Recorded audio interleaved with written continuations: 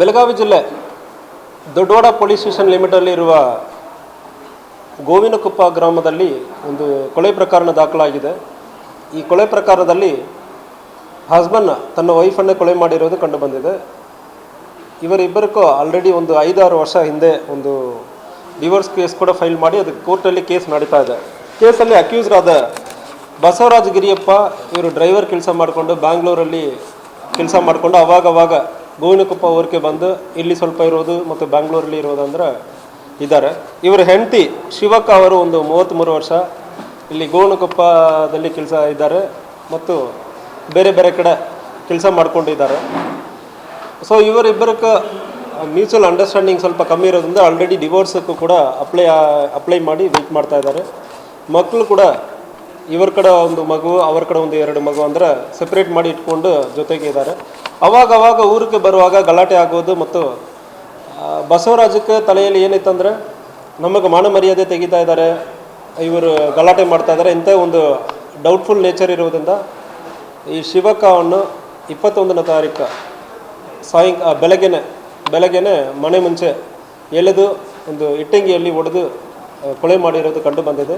ತಕ್ಷಣ ಈ ಬಸವರಾಜನ್ನು ಕೂಡ ಅರೆಸ್ಟ್ ಮಾಡಿ ತನಿಖೆ ಮುಂದುವರಿತಾ ಇದೆ.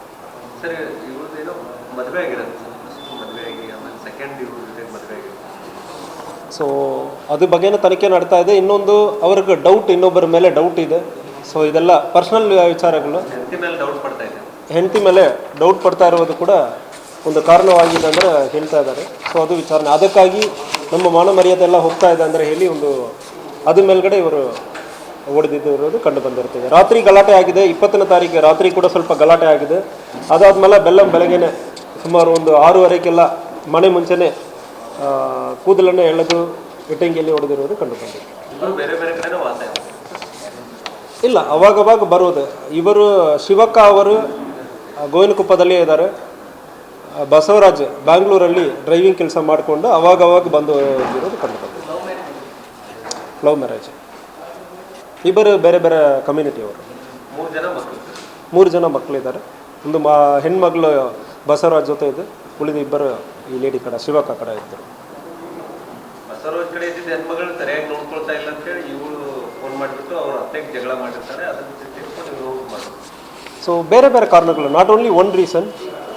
ಇಬ್ಬರಿಗೂ ಮಿಸ್ಅಂಡರ್ಸ್ಟ್ಯಾಂಡಿಂಗ್ ಭಾಳಷ್ಟು ಇದೆ. ಇದರಲ್ಲಿ ಡೌಟೂ ಸ್ವಲ್ಪ ಇತ್ತು. ಆ ಕಾರಣದಿಂದ ಕೊಲೆ ಆಗಿರೋದಾಗಿ ನಮಗೆ ಪ್ರೈಮ್ ಫೇಸ್ ಇನ್ವೆಸ್ಟಿಗೇಷನಲ್ಲಿ ಕಂಡು ಬಂದಿದೆ. ಇಲ್ಲ, ಸಿಕ್ಕಿದೆ ನಮಗೆ ತಕ್ಷಣ ಸಿಕ್ಕಿದೆ. Next case